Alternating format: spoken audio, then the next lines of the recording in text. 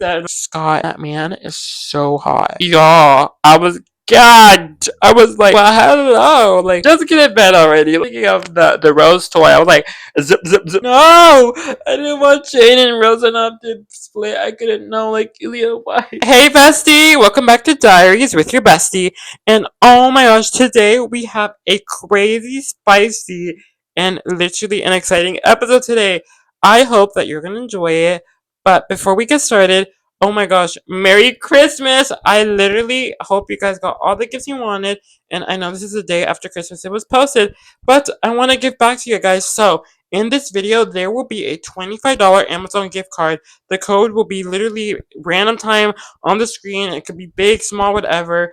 But to give it a little twist, because today we're going to be talking about some spicy things, I'm going to put fake codes around the screen at random times, but there will be one code that will work. So I'm going to put a code right here. Wait, is this fake? Is it real? I don't know. You got to try it. But just to have a little fun and just to like keep you guys on your feet, look out for the codes. They're going to be, it could be anywhere throughout the video. It could be that one right now. It could be literally anything. So, but if you do get the code, please let me know in the comments for I can shout you out and congratulate you. So hope you win, whoever gets it. And hope you get to have lots of spending time with that money because we love consumerism, don't we? But before we talk about the groundbreaking internet sensation, literally taking the world by storm, the spiciest show on the internet, we're gonna get into talking tea time with your bestie. So, thank you for everyone who left a comment on the episode from last week. I am going to read all your comments, so I'm so excited. So, let's get it. TK88-7 said, I love the first episode of your Diaries with your bestie. Can't wait to see you go up from here. Oh my god, thank you. Thank you. I appreciate it. I am like so excited for this podcast. Like, there's gonna be so many cool things. So, y'all are going to be in for a treat for sure. Okay, the next person is, I don't know, hey girl, from my Snappy, I know you. Okay, so yesterday after the concert, his mom was talking to mine, and his dad and sister and me were all just standing there, and then his mom was like, you should get her number, and she was talking about me. Then our faces just got really red, and we all broke out laughing, and his dad was like, yeah, get her number, and his mom was like, I didn't mean it like that, and she asked if we were going to be doing anything for New Year's, and we said no. And she told us that they do like a game night thing, and so we got invited to it. So I'm praying we get to go. And he doesn't like his ex anymore. I was like, do you still like her? And he was like, no. And I was like, did you finally realize how toxic she is? And he was like, yeah, but we've been hanging out and walking together. Oh my god, girl, this is so cute. If y'all are from my Snapchat, we've been keeping up with Miss Girl's little love life, and oh my god, y'all are literally, they're so cute. But like, the fact that he was liking his ex, I'm like, bro, like, get over her. Like, he's toxic, like, crazy. Like, literally, he was so controlling, and I'm like, girl, let's move on. But I'm praying you guys end up together. Like, eat 12 grapes under the table before, for New Year's. Like, I'm pretty sure it'll help make it real. It'll help make it real. And then the next comment is Kyoko_Ashina. She said, Happy holidays, queen. Thank you so much. Hope you have a great Christmas. Happy New Year, period. Okay, and then the next comment is from Amy Bokema. We have a little summer story. So, about 2 summers ago, me, my mom, and my siblings were at the store to get groceries. And I saw some cool stuff, so I looked at it for a little while, and I went to go looking for my family since I couldn't find them. After a while, I found them at the checkout and went over to wait and get this over with because I absolutely hate shopping with my mom. LMAO. Especially when it's quiet afternoon. It's just like reading a book. Anyway, after a while, we were scanning our last few items when this little boy, maybe like 8 or 9, runs up to the cashier and holds up a $10 toy car, and the lady scans it thinking he's part of our family, which he was not. Then my mom looked at the cashier and said, that's not my kid. But then it was too late, and the kid ran out of the store with that toy car already. What? Okay, that's kind of crazy. She took the car off our bill, and a bit later, we seen a teen girl and a man walk in, which was the teen's dad. And when we were leaving, I heard him say to the girl, where is he? She's like, I don't know. But it didn't take rocket science to know those people were looking for that same little boy. Okay, there's my story. If this comment gets 100 likes, I have to do a live video while I'm at school in class. Okay, that's kind of a crazy. Hold on, because this little kid, like, what is going on? That is like the randomest story. Like this little kid, like just comes up to the register, puts it on leave. Like what? Like huh? Like did he was he not gonna get the toy? I'm so confused. No, because like do you know if the kid like found like did he get back with his family? Like what? Like did he run away? Like I have so many questions. I hope the kid's okay, but that's a funny story though. If that comment gets 100 likes, guys, I will do it. Literally, we cannot use our phones in school, so I'll sneak it in. I'll literally do a live if that gets 100 likes. I promise. I will do it. I will do it. Okay, next comment is by Josh Plays. He says, "Let me be featured. I love you and your biz man." Oh, I love you too, Josh. Thank you so much for commenting. I'm glad y'all love my videos, and oh my god, it literally makes me so happy whenever you guys love my videos. So, yee! Next person said, Vanilla3T said, "No, leave our baddie alone." Oh my god, wait, what is? I'm not sure what that comment is referring to, but for real, it's like, don't mess with the baddie, the transformer, because these reels do not play. And our last comment is by Crystal OIOUI. Oh, I don't know how to say that, but they said, "I want to be featured. Can I also get a shout out for my dog Max? He's German Shepherd and he passed away. Oh my god, no, Max. I hope you're doing great up there in doggy heaven. Rest in peace. Oh my god. I hope you're doing well. And just so you know, we love you, girl. You know, I know it's hard, but just keep fighting because your dog is looking down and he is very happy at the life you gave him and he is very happy to see you being happy in life. So keep your head up, queen. Don't drop your crown. Now that was all the comments, so thank you for commenting and literally appreciate you guys so much. Now it is time for the real deal. Heated Rivalry! Hey, let's get it! Oh my god, guys, this show I am obsessed with. Like this literally has been groundbreaking. Like it has gone viral globally. Like just so you know, we are getting a season 2. It was confirmed, I believe, December 12th. They confirmed it, so I'm really glad they actually decided to keep on going. Like Netflix, you need to take some tips from Crave because they are doing really good. Like I'm not gonna lie, and also it's crazy because the show was filmed in 36 or 37 days. Six? I don't know. I'm just playing. Just playing. But that is crazy. Netflix, y'all took years for Stranger Things. Like, Heated Rivalry was recorded in almost a month. Crazy work. Take tips. But I did do my research, guys. I wanted to make sure I got every piece of information I can possible. So again, just a disclaimer: we are gonna have spoilers. Not on episode 6 though, because when I'm recording this, episode 6 is not out yet. So don't worry about that. But episodes 1 through 5 we will be talking about. So if you don't want spoilers, you know, you can click off. I'm gonna miss you if you do, but don't worry, don't worry. And also another disclaimer: if any information is wrong, I am so sorry. I got got things on the internet, and also I have not read the book, so I am gonna be talking about the book. So I don't know what's in the book exactly. So I do plan to read it sometime next year, hopefully, because I got some books to read. But if any information is wrong or you want to add anything, please drop it down in the comments, and that would be very helpful. So make sure to get cozy, get your blanket, get some food, because this is going to be a good one. And of course, that fell. Okay, let's get a quick little overview of what the show is about. The book and everything, like just a quick little summary. So let's get into it. Heated Rivalry is a Canadian sports romance about two hockey stars, Canadian Shane Hollander and Russian Ilya Rezanov, who secretly hook up despite their ice-on feud. Heated Rivalry is based off Rachel Reed's Game Changers book, Heated Rivalry, which is the second novel. The show debuted November 28, 2025, and immediately broke viewership records on Crave HBO, becoming a global sensation praised for its writing and the lead's chemistry. So, what we're going to be talking about is the comparisons to the book series. We're also going to be touching on some themes like rivalry, queer identity, toxic masculinity, and internalized homophobia. And of course, the character's arcs, especially Shane, which we got some interesting tea about the character later. Now, a lot of people have pointed out how this show is quite faithful to the book, and honestly, okay, I haven't read it, but if they're saying that, then it probably isn't, and I really love that they did that because I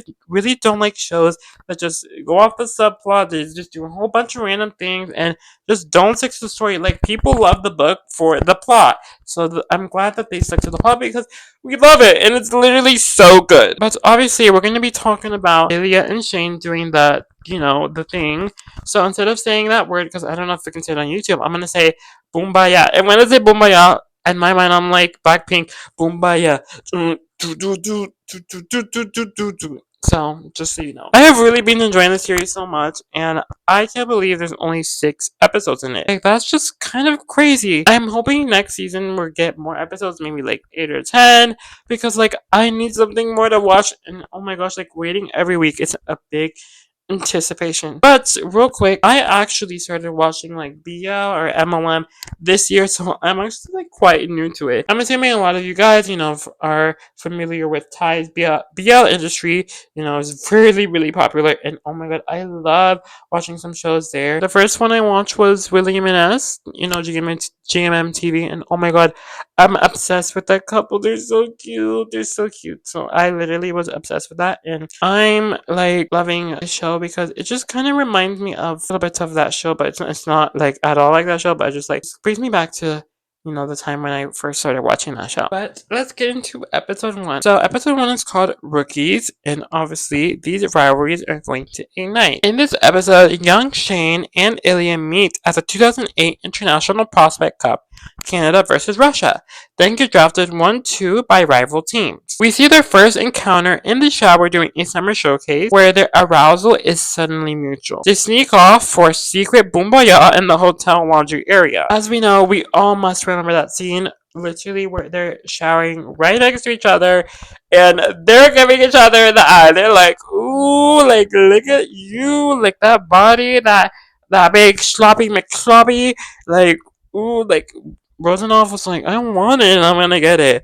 But obviously, this kicked off our enemies to lovers hook, which, oh my god, of course, I love a good enemies to lovers. Like, literally, it's the best thing ever, and I crave it. But they publicly feign animosity while privately craving each other's company. The episode ends with a tense moment at an awards party where Shane lashes out on a balcony when Ilya seems upset, and Ilya impulsively kisses Shane, who immediately panics and runs off. This is such a great way to kick off the series because it really gives like a lot of tension, like ooh, but a lot of like arousal and like sensual type of being. Like this is like such a good development. Just get the story going.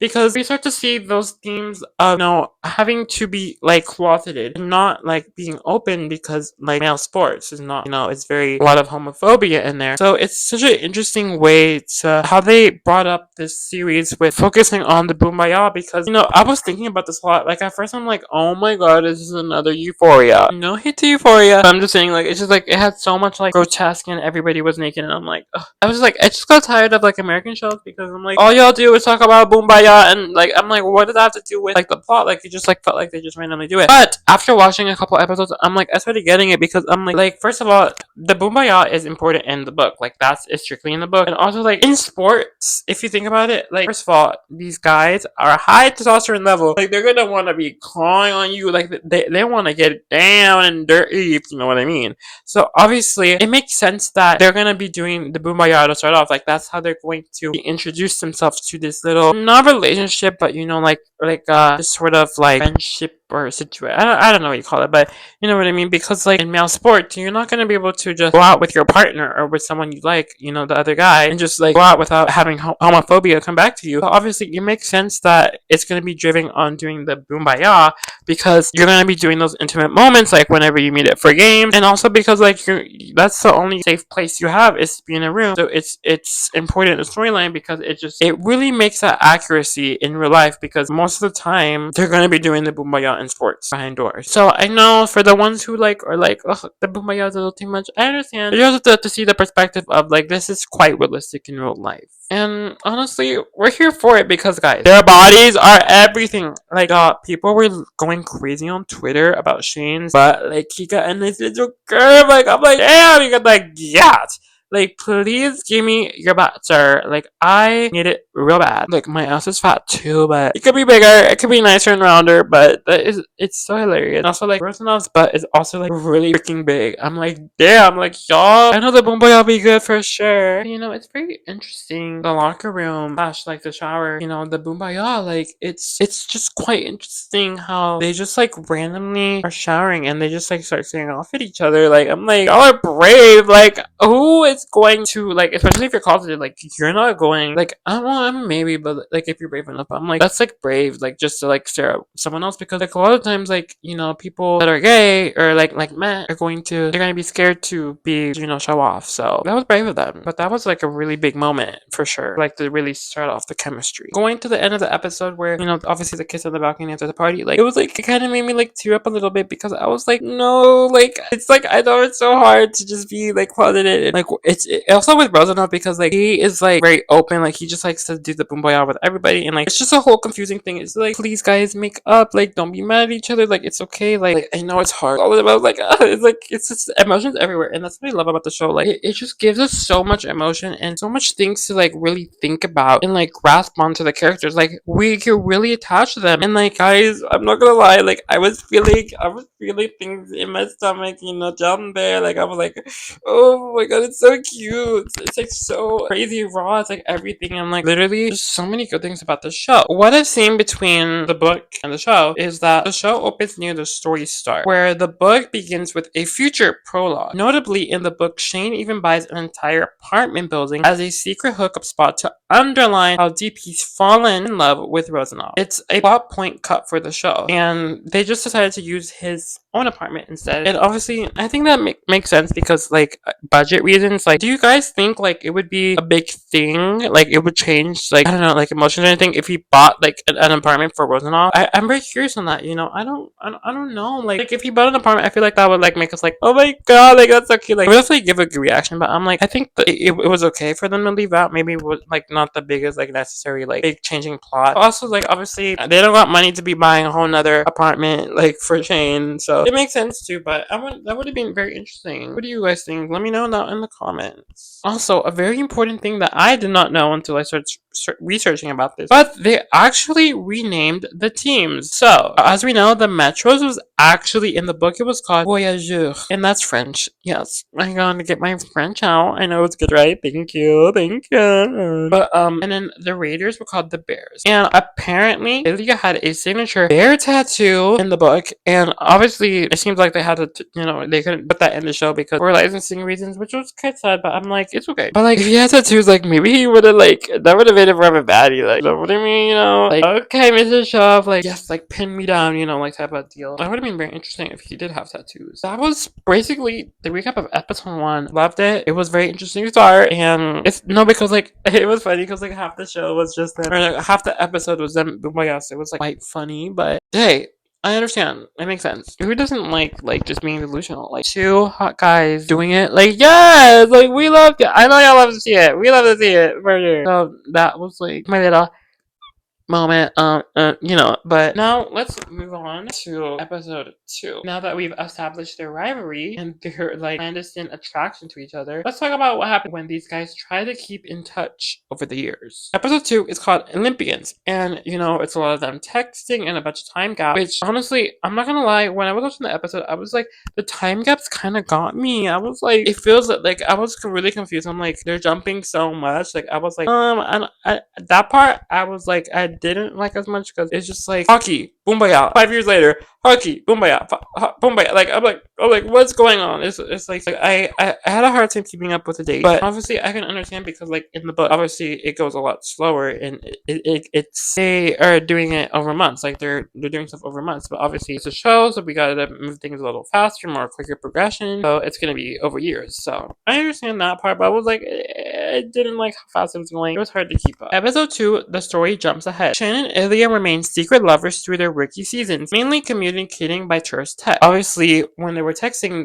they had grown names because they didn't want other people finding out that they were, doing things. They didn't want people to know they were even friends. Okay, that was a crazy part. Like, not even friends. Like, y'all are taking no contact, higher out, like, to the, or, you know what I mean? Like, next level. Like, damn, okay. So the show condenses years of running into a few minutes. We see a texting montage covering about 2 years, whereas the book time jumps are much smaller, as I said. And the biggest crucial thing here is that at the 2014 Sochi Olympics, Ilya's Rosanov team loses badly that he literally shuts Shane out in frustration. And that was like the most tensing thing ever. Like, I was like quite sad about it because I'm like, no, like they're so cute together. Like, I want to see them together. Like, please don't fight, please, please, please.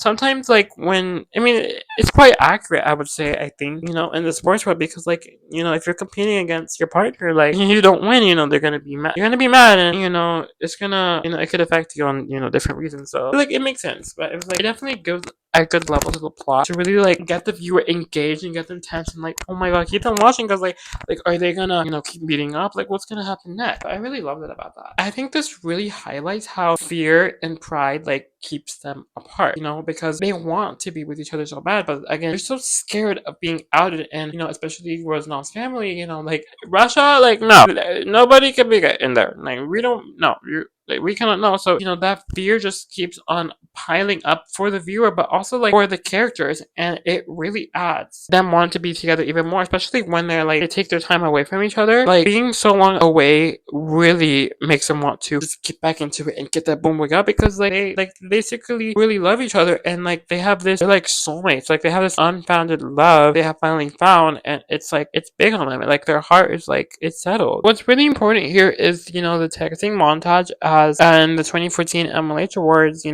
It really sparks up a big tense conversation between them, and it highlights how the pressure of the sport and national expectation weigh on Ilya. And now Shane struggles to break through. In the book, Shane and Ilya never actually go long stretches without contact. The show uses big time jumps to fit 10 years into 6 episodes. So obviously this big time jump really kind of changes some perspective here, because when you're so far away from each other for in the show a long time, like one that can kind of confuse the viewer, but it's also like does add more love to them, because they're like, once they see each other after years, they want to see each other, they want to get down and dirty, so it's a pretty key part to the the show. And obviously that's why, again, that adds back to why the characters doing the Boombayah in the first 2 episodes, so doing it so excessively over the years, and like focusing on that is so important, because of this fear and pride of keeping them apart, and that internalizing into their literally passionate love for each other. Now, the core of their Olympic angst is intact. Ilya's defiance and Shane's attempt to reach him are both from the book. It's just compressed a little bit because gotta fit things together. But what's really in kosher is how the show adds more focus on Shane's identity. Rosanov talking about about him being Asian, and like talking a little bit about like what it's like being Asian in sports, and a little pass on that. But the book actually apparently it only like briefly mentions it, or like it's like passing in the book,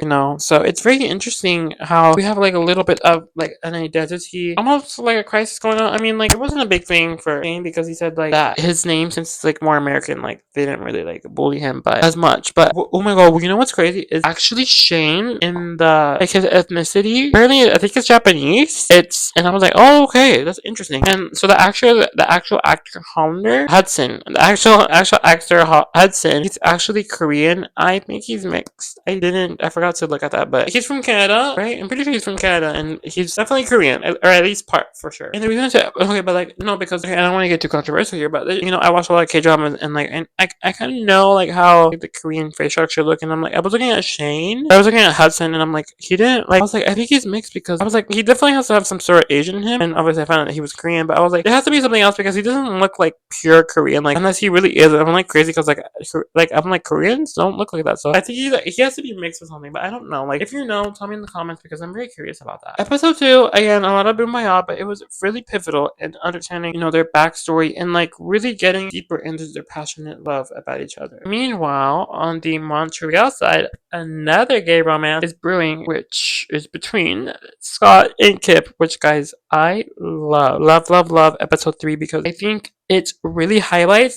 like how these like closeted relationships work. Like it really puts into perspective like how like the secretness is like, and how hard it can be for one partner who is out and wants to share with everybody that you're in love with this person, but the other person is not, is closeted, and you can't show that love outwardly and be put pride in the relationship. So it's definitely, it made me tear up. That show, like, or that episode really was hard hitting, and it's such a beautiful moment because it really has such good themes in it. Like it's quite accurate, I would say. Episode 3 shifts to Scott Hunter, a star player whose slump is cured by a chance meeting with Kim, a smoothie shop barista. So we watch their Sweden superstition driven romance play out quickly. The episode also intersects with Shane and Ilya's world during an away game in New York. Scott trash talks Shane by comparing him to Ilya, and Shane loses it. They drop gloves and fight on ice, and obviously they're going to be fighting because Shane is like, I don't want to be connected to Rosanov because nobody can know that we're having a little thing going on. Like, no, like don't tell me right now. Like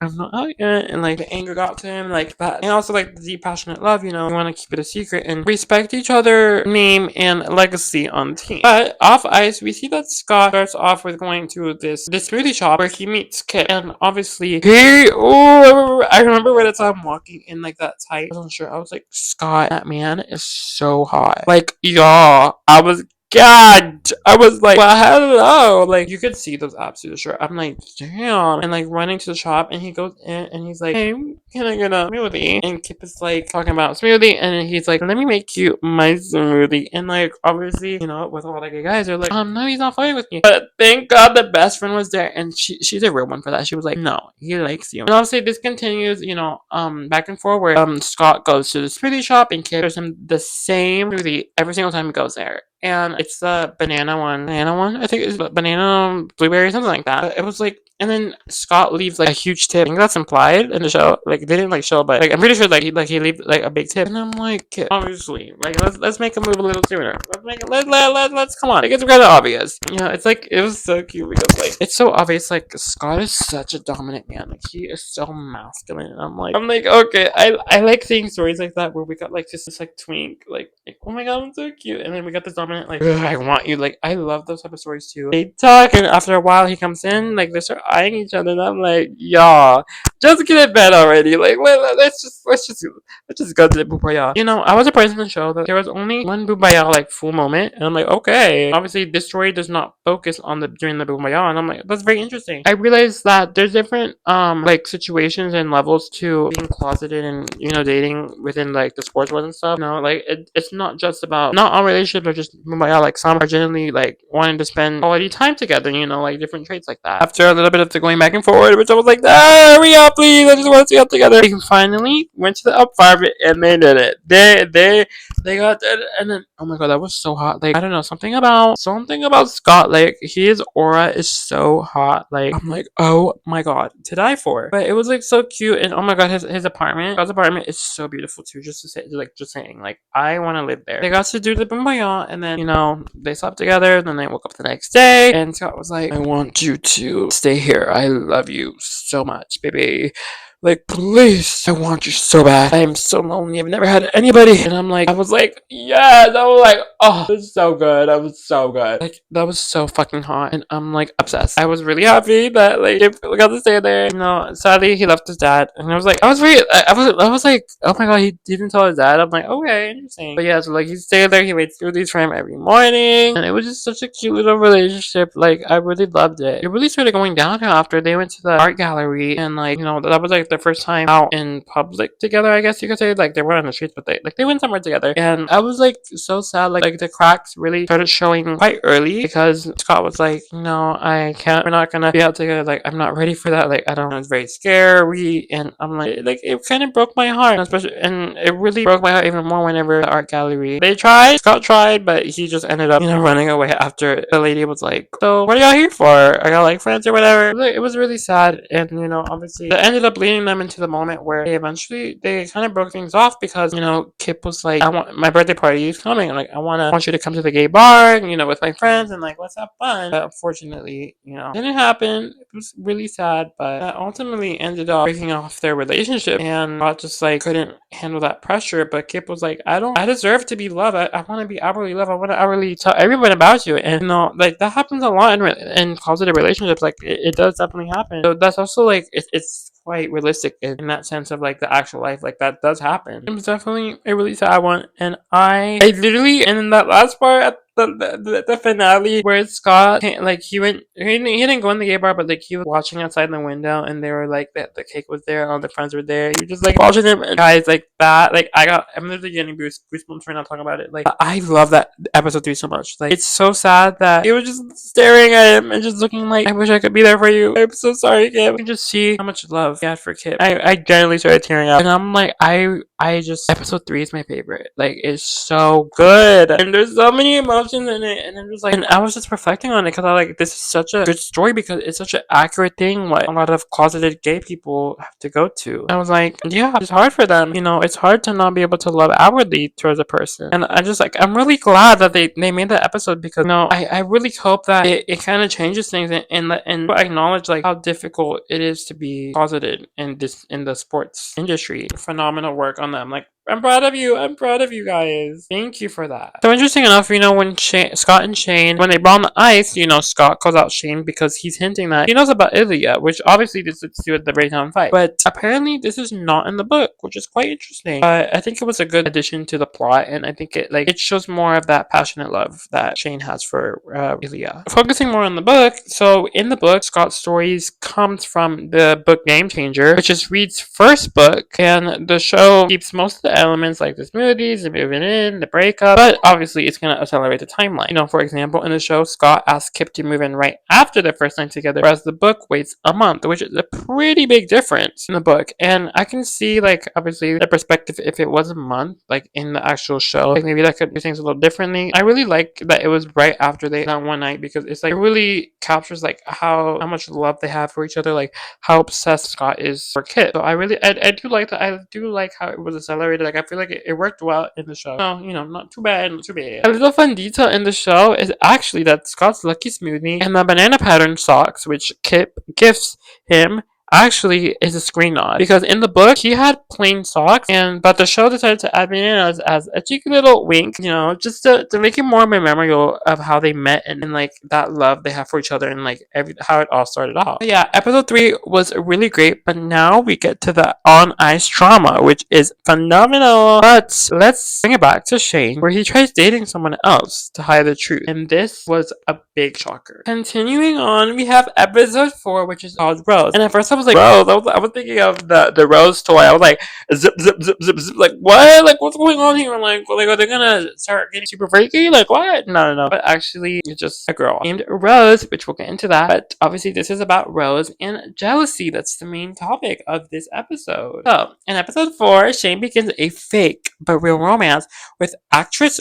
Rose Landry. They pretend to be public couple to squash rumors about Shane's secret texting. Now, a very key scene in this is before a big game. Shane meets Rose at Ilya's Boston apartment. They have passionate boom boyard and fall asleep. The next morning, Ilya wakes him with coffee and a tuna melt. This tender breakfast scene shows how Shane is caught between two worlds. When Ilya slips and calls Shane sweetheart during prodding, Shane panics and flees. He can't process intimacy fully yet. Back in Montreal, the team wins back-to-back cups. At a club party to celebrate, Rose dances with Henry and Miles while Shane dances with Rose and imagines Ilya. Even Miles tries to flirt with Ilya across the club. By the episode ends, jealous tensions have exploded. Shane realizes he still yearns for Ilya even while in bed with Rose. Now listen, this episode had me gagged. I was like, no! I didn't want Shane and Rose enough to split. I couldn't know, like, Ilya, why? But I think it makes sense because it was pretty pivotal in like understanding Shane's like sexuality and coming to terms and with himself, not to slowly starting to realize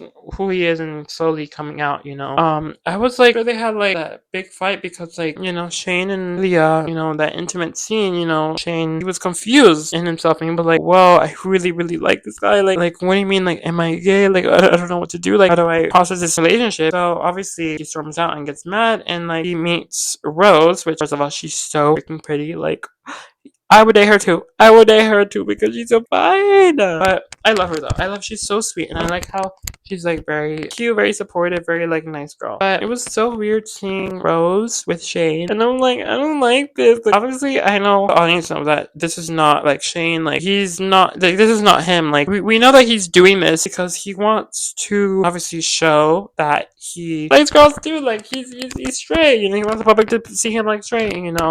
And when Ilya, when he asked like, "Are you into girls?" and he was like, "Well, yeah, I do." Like when they were talking and like the morning, like I guess that kind of was like a catalyst and kind of a foreshadow to like what he was gonna do, and maybe it was to show Ilya that he can also look up with whoever he wants and he can be passionate about someone else. But maybe that was secretly to make Ilya jealous and want him a little more. If you know what I mean, like quite a interesting episode, and you realize like the whole time they're deeply in love with each other. Like this split between them was able to show the audience playing the themes about that deep love. Like no matter who else you're gonna love, no matter how much you want to hide who you are, you're going to go back to that one person and continue loving them passionately hard. You're gonna think about them even with other people. And, when Shane and Rose were doing the Boom Royale, Shane obviously that wasn't his thing. Like he just didn't feel comfortable doing that. That's his little wee was definitely not going if you know what I mean. Bubbling. It was not bubbling in her little coochie. So Rose was like, this ain't this, and he was like, she knew. I'm getting ahead of myself. They're making each other. When they see each other in the game, and Ilya trying to text him and he ignores him. Like Ilya's jealous. Like when he sees like all the press about Rose, like, that really makes him jealous. And I'm like, Shane, that was secretly a tactic to make Ilya fall even deeper for you. What was really pivotal is like in the club. Shane and Rose are obviously there. They're getting lit. They're dancing. They're getting down. And Ilya goes in the club, and obviously he sees Ilya with dancing on another girl. And I'm like, yeah, we know you're jealous. We know, Shane. We know what you are, bro. And so, the episode ending with them in the shower, and going back between them, the milk coming out. That like obviously they're thinking about each other, and it shows like Shane and Ilya there's something deeper there, and it kind of foreshadows for the next episode what's gonna happen. Which I am very excited about this episode. In the novel, the tuna melt encounter is actually implied, and as well as the conversation they had in the book. Also, another thing is that Shane curses at the thought of labeling himself as gay. I kind of wish they maybe would have added it in the book, because if he was cursing at himself like, for being called gay, like I feel like that would be very pivotal in like shaping how the story of Shane like unfolds in his identity. It would like signal to us that he is quite insecure about who he is more, and really be like, oh, like he is scared of being labeled as gay. So I feel like maybe they should add that. I don't know. What do you guys think? Let me know in the comments. But I feel like they low-key would have been a nice addition to the show. Some more background information is that the show actually adds more detail about the background events of Ilya. Like his father dying, or where it reveals that Ilya's brother is extorting money and later insults Svetlana to hide in his dress. Because in the book, it's not a key part in that timeline right there, and it's not really focused on as much. By now, Shane's caught in a huge mess, but he's being forced to comfort what he really wants. Let's talk about what happens when all comes to a head. Episode 5, which obviously that's the last one we have right now, but obviously Friday, episode 6, so when you're watching this, so I can't wait to watch that. But episode 5 is called I'll Believe in Anything, which is surrounded in confessions and resolutions. The episode picks up right after Rose. Shane finally comes clean in a quiet conversation over dinner, where he tells Rose he's gay, and they mutually agree to break up. Obviously, Rose was the one to, initiate this conversation, because he was like, I know you're not being very good in bed. Like, he was like, so what's going on here, buddy? Like, I'm your bestie. It's okay. And obviously, like, I'm glad that she wasn't like mad about it or like dismissive to him, because I feel like that would have made Shane just even worse. But I'm glad like that's how the author, she made Rose like that's Shane's best friend, and he was able to come out to her like I guess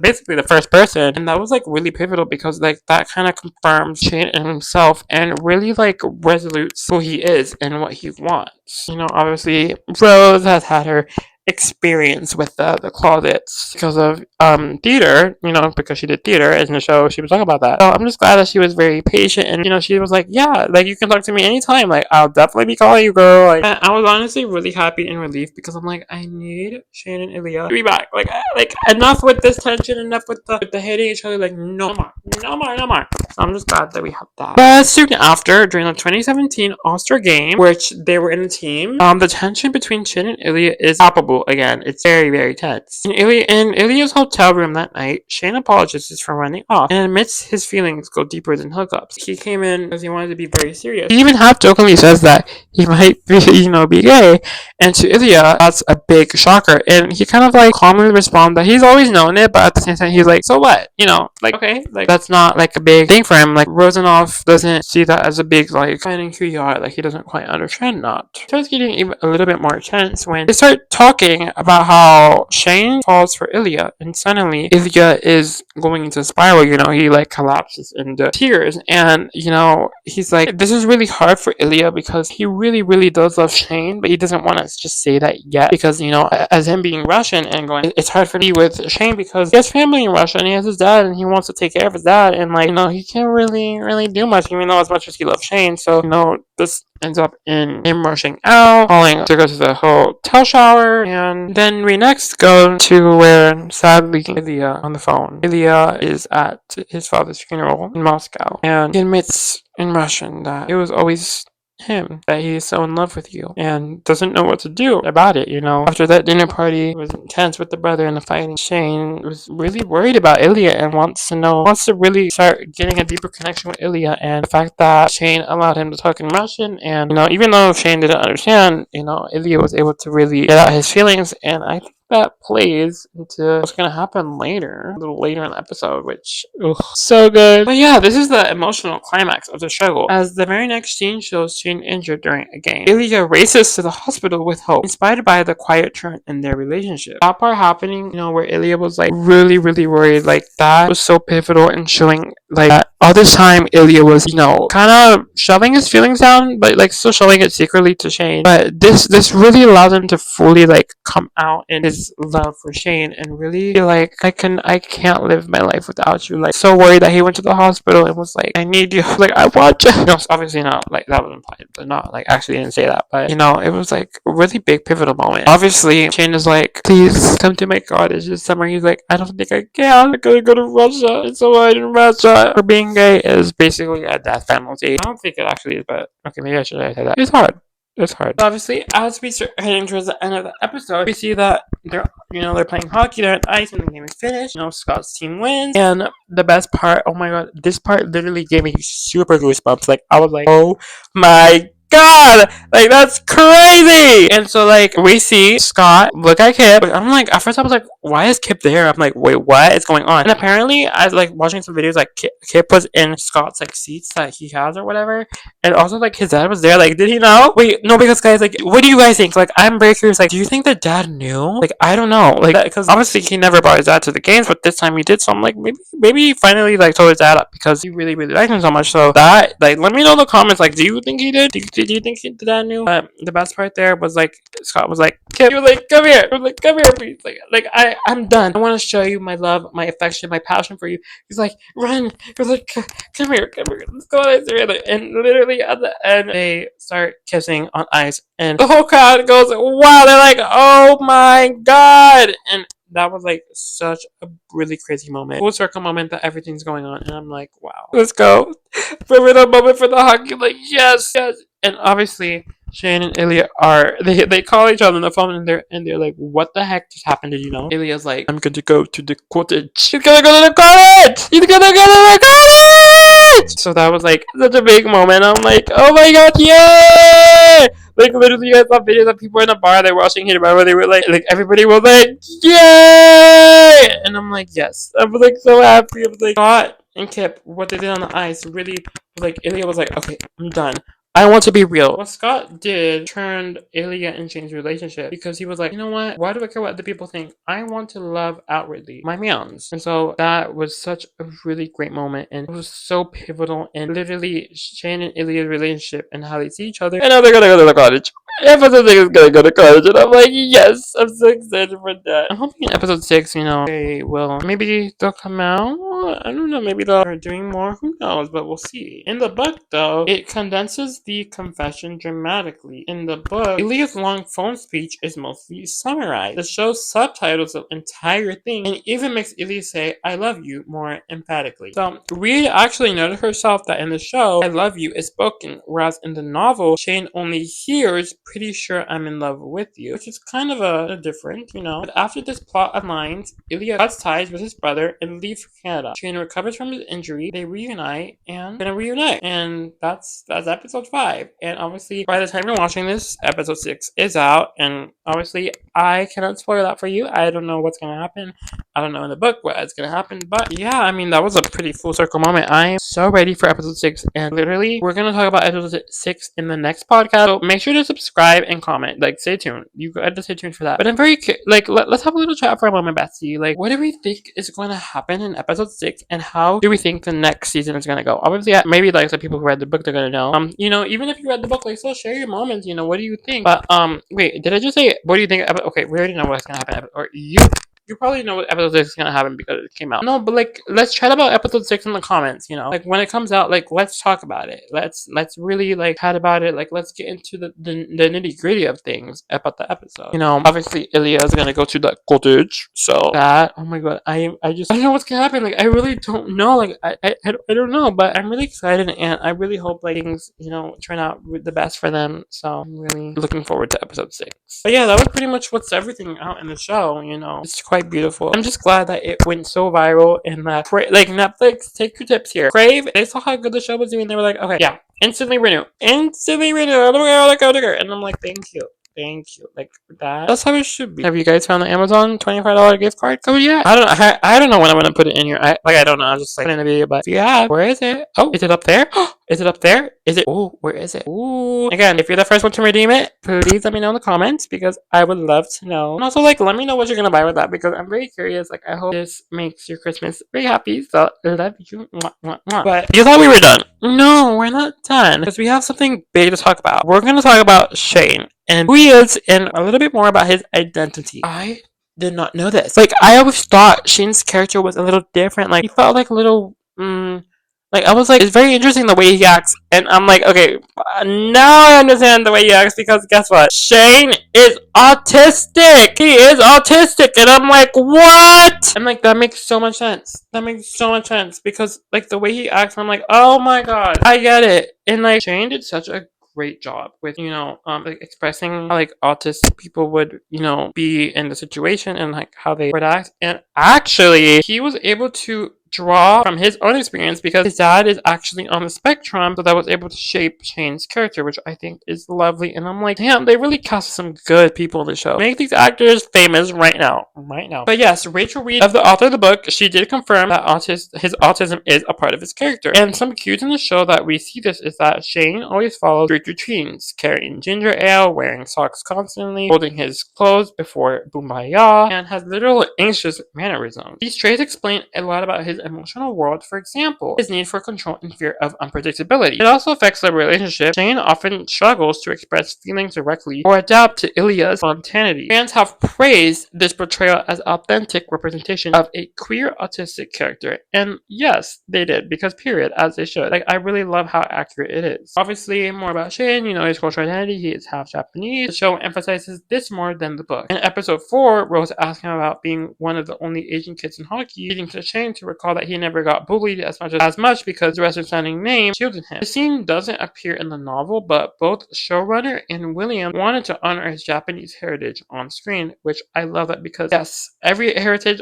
ethnicity deserve to be loved and known. It adds depth to Shane and explains his nickname, Charlando, in childhood. Now, there is some internalized homophobia coming from Shane, as throughout his arc, Shane fights his own fear of being gay. And early on, he insists he can never come out and even date Rose to prove it. To prove it. The book explains he's obsessed with a clean reputation, obviously, because when you're in the hockey world, sports world, like, brand deals that can affect that stuff like that, and being on a team and how you interact with your teammates. It is an athlete's fear of derailment. In the show, this is shown in scenes like Shin admonishing himself for thinking about Ilya. His rigid diet, some fans point out it's less about weight and more of a comfort routine, that can be debated, and his panic at domestic moments reflect this inner conflict. Ultimately, his journey is accepting himself, a core part of his hero's arc, as Raid describes. Now, we covered the story in Shane's arc. Now, let's recap how the adaptation handled things compared from Reed's novel. So obviously, we know that the book spans 10 years, while the 6-episode season uses big jumps, 2-year texting monologue, etc., to make it fit. Obviously, the supporting characters, where the show enlarges roles for Ilya's friends, Sasha and Svetlana. In the book, they're minor. Sasha was just a hinted hookup, which is like, what? Really? Because, I feel like in the show, like the hookup, it plays like a kind of like a important part, in understanding Ilya. So it's very interesting about that. But the series gives them full scenes, which is quite nice, like summer training in Russia and stuff like that. Obviously, in the book, Shane is committed, so he buys the whole building for secrets, which highlights his fear and love. The show drops this budget for reasons, which I said earlier, obviously, and just uses his regular apartment. And obviously the team name, Voyageurs to Metros, and obviously Boston Bears to Raiders. Here we named for the show. Cultural emphasis, the show explicitly calls attention to Shane's Asian Japanese identity, whereas the book only mentions it quietly. The quality of the Boombayah scenes matches the book. Both are very steamy, super steamy, super steamy. But the show reorders them or visually represents them different. For example, Shane's first milking time, which is the Vegas scene, is shifted from him topping to him being topped in one take. That's a funny one. That's kind of a funny thing, topping to him being topped in one take. That's just funny to me.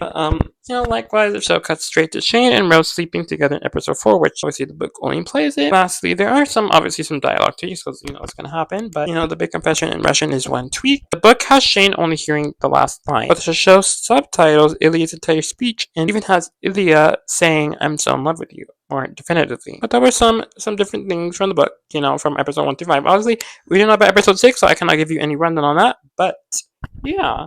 Also, let me know, do you guys want me more of a full in-depth episode, or not full in-depth, but do a same thing I did here, but just with episode 6, I could do that for next episode if you want. Just let me know in the comments if there's enough people. I will do that. But yeah, also guys, sorry if I maybe said things over and over again, or wasn't super clear on some things. This is my first time doing researching and trying to speak and pick up my mind and hear. I'm just trying to get used to it, and I would like to start doing this more, because I'm I want to give you guys information.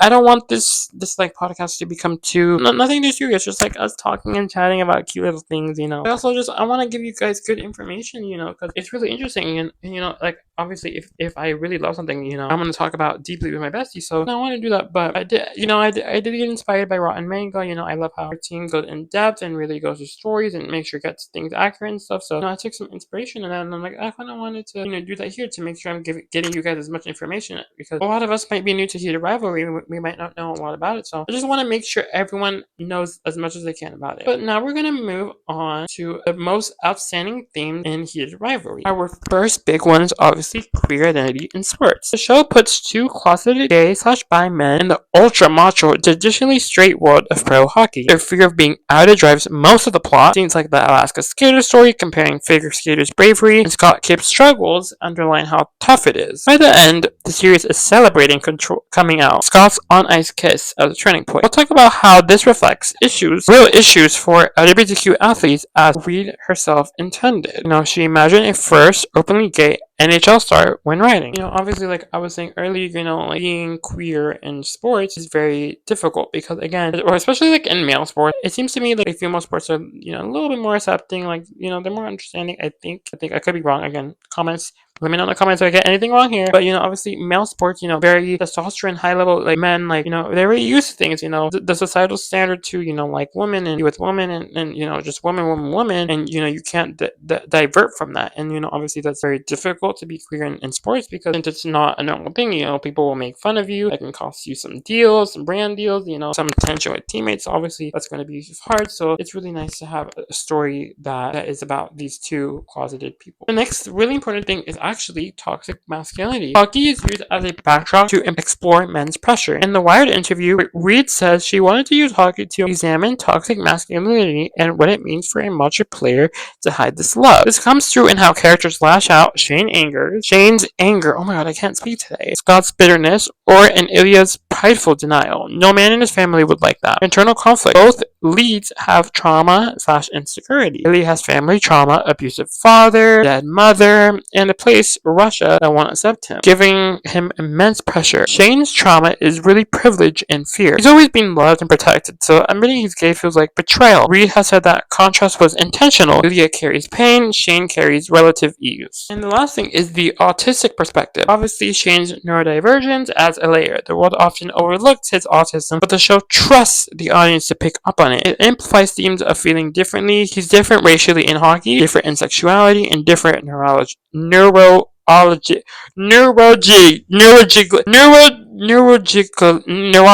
Oh my god.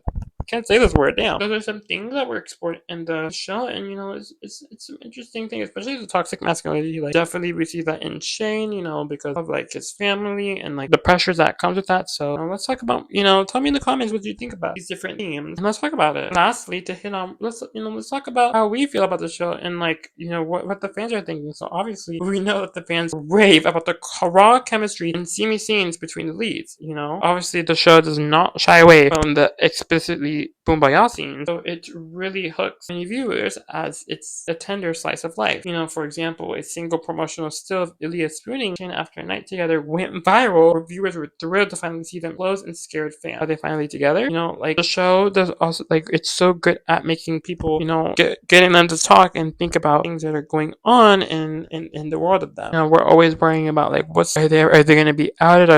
Is their relationship ever going to be ruined? Like we just want to see them together. Like what's going to be the next step? Like are they gonna like reveal the true intentions for shows? Like there's so many questions that are going through the audience head, and obviously like, it's going super viral on social media, and I've seen literally so many reels and TikToks and things like that of people talking about the show. And I really liked episode 4 and 5 because they had less of they were more, like basically kind of like no Boombayah, and we're very emotionally charged. Personally, like me, I really like emotional characters, like getting down to what they feel, like what's going on in their heart, like what they really love, and I really like that. An important thing here about the show that really plays the biggest part, and it's probably why the show is super massive and viral and going everywhere, is because of the relatable struggle. Audiences, especially queer and neurodivergent fans, have connected deeply with seeing themselves represented. The discussions online highlighted how Heated Rivalry lets a gay, autistic character be hot as frick and fully himself. Also, viewers love that the show balances steam and heart. Even Daily Beast noted, it's not just the Boombayah that makes the series so thrilling. So obviously, it's literally such a good balance in between. The show it hit on everything. Like it was perfectly crafted by Crave. Crave knew exactly what they were doing, and they executed it so well. And I'm so glad they stayed true to the book, and really the author is very proud of what they have created. And I don't know if Miss Reed, I don't know if she was involved in like, I don't know what process she was involved with, but I'm sure she was pretty heavily, because it's pretty accurate to the book, and obviously the directors obviously had to have tons of questions. So definitely I'm pretty sure she had a lot to go creating of the show. So I'm so thankful, and I'm literally cannot wait for episode 6. It's gonna be out the day after Christmas, so it's gonna be out when you're seeing this, so go watch it if you haven't already. But I cannot wait to talk to you guys about episode 6, and honestly, but I'm really sad it's ending. Like I want season 2, and I'm hoping Crave, because if they shot it in 37 days, so I'm like, let's go, let's get the other season on. Like come on, I'm ready, and please, like I would love it to be released in the summer. I feel like summer would be perfect for that. It would be a great summer show. Let me know in the comments what you guys thought. I obviously really loved it, but I want to hear what you guys have to say, and what you think of it, and does it relate to you? Do you find the themes helpful? Like, does it is this show like helping boost or allowing people in career sports to feel more comfortable? Like, what do you think? And obviously, guys, please make sure to comment, because I'm putting every single comment that I get on the YouTube comments. I'm gonna put it in the next episode. I'm gonna screenshot it, put it on the video, and I'm gonna read it out and shout you out, because I want to talk to you, and this is a podcast between you and I. This is a thing we did together, and I just really hope that we keep building this community, and let's just keep growing, and let's just keep doing things. But definitely talk to me in the comments. Don't miss out. And also, I'm pretty sure the Amazon card, but it should have already been somewhere on the screen. But if you haven't already, go through the episode. There's gonna be some fake codes, but get every single code. It's a little fun. Whoever got the $25 gift card, please let me know in the comments, because I will be shouting you out as well. And please let me know what you buy, please, because I would love to know. But thank you so much for watching this podcast, and I appreciate all the love on the last episode. It was amazing, and I can't wait for next Friday, because episodes are every Friday at 12 p.m. CST. So stay tuned, click the notification bar, subscribe, comment, like the video, everything. You already know it. But make sure to follow all my socials. I'm the Goddesses on everything. Make sure to follow my Snapchat, because I always post behind the scenes things there, and you get exclusive look at things. So definitely go, because I do reply to every single person there, and I do remember you guys. I talk to you guys every day, so you definitely don't want to miss out on that. Thank you so much for watching. Please make sure you're subscribed, and I'll see you in the next one. Bye, besties!